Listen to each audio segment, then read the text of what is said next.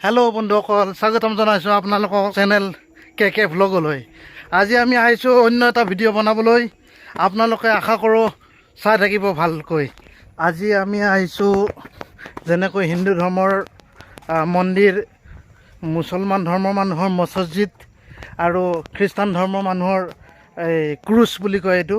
গতিকে আমি এটা ক্ৰুচলৈ আহিছোঁ, যিটো ক্ৰুচৰ কাহানী আছে। কাহানী আপোনালোকক অকণমান ক'বলৈ চেষ্টা কৰিম। আহক আগলৈকে ভিডিঅ'টো চাই থাকিব।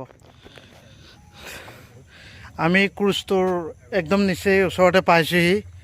কমচে কম মানে বহুত ভাগৰ লাগিছে, কি ক'ম, বহুত একদম ওপৰত হয় ক্ৰুচটো।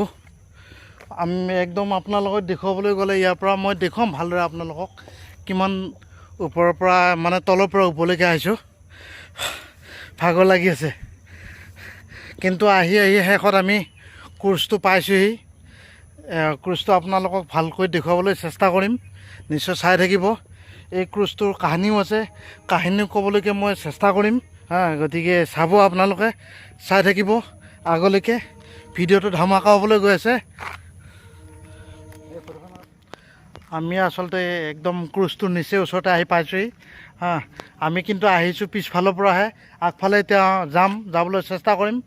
এয়া আমি আহি আছোঁ।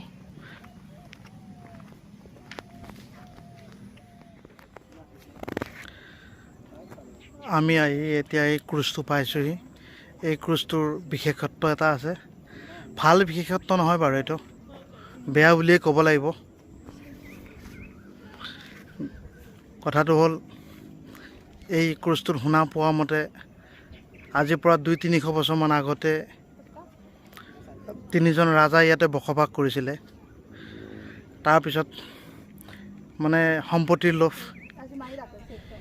ইজনে সিজনে মানে মোক লাগে তেনেকুৱা হিংসা কৰি এজনে 2জন ৰজাক হত্যা কৰিলে, বিষ খুৱাই তাৰ ফেমিলিকো।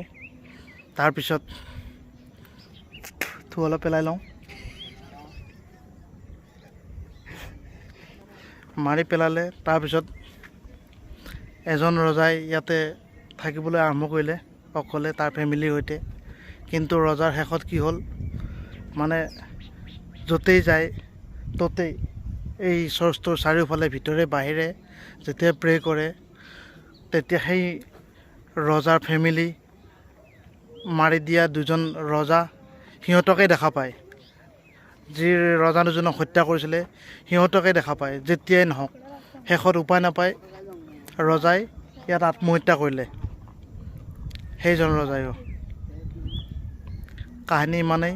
তেতিয়াৰ পৰা এই চৰ্চটো প্ৰায় বন্ধ থাকে। 6টা বজাৰ পিছত বন্ধ কৰি দিয়া হয় দুৱাৰ, গধূলি 6টা বজাৰ পিছত। 6টা বজাৰ পিছত ইয়াতে অহা যোৱা সকলো বন্ধ। পৃথিৱীৰ ভিতৰত কোৱা হয় যে হাণ্টেড এৰিয়া বুলি ক'লে, মানে চিকাৰী এৰিয়া, হাণ্টেড এৰিয়াৰ ভিতৰত এইটো বিশেষ উল্লেখ আছে এইটো চৰ্চৰ। ইয়াত 6টা বজাৰ পিছত আহিলে মানে হাণ্টেড হয়, চিকাৰ হ'বলগীয়া হয়। এতিয়াও মানে ফুটপেটৰ ঘৰ বুলি কোৱা যায়। গতিকে 6টা বজাৰ পিছত গধূলি হ'লেই ইয়াতে আৰু কোনো নাহে।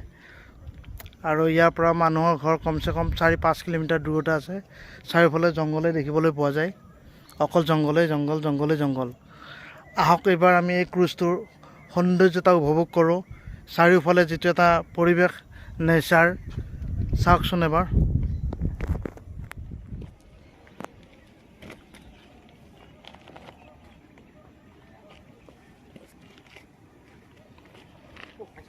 কি ধুনীয়া এটা পৰিৱেশ। যলৈকে আপুনি জংঘল দেখা পাইছে, তাৰ সিটো পাৰে দেখিছে অকল বগা। তাত অকল সাগৰ আৰম্ভ হৈছে, অকল সাগৰ।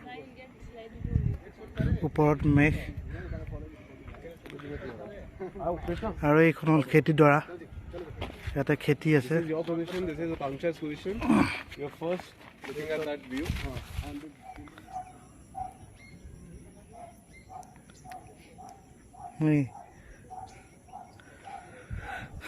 আমি এতিয়া য'ত আছোঁ একদম বহুত ওপৰত আছোঁ।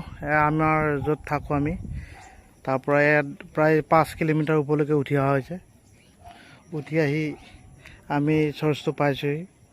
চাৰ্চটোৰ পৰা এতিয়া আমাৰ যাবলৈ হ'ল 6টা বাজিলে।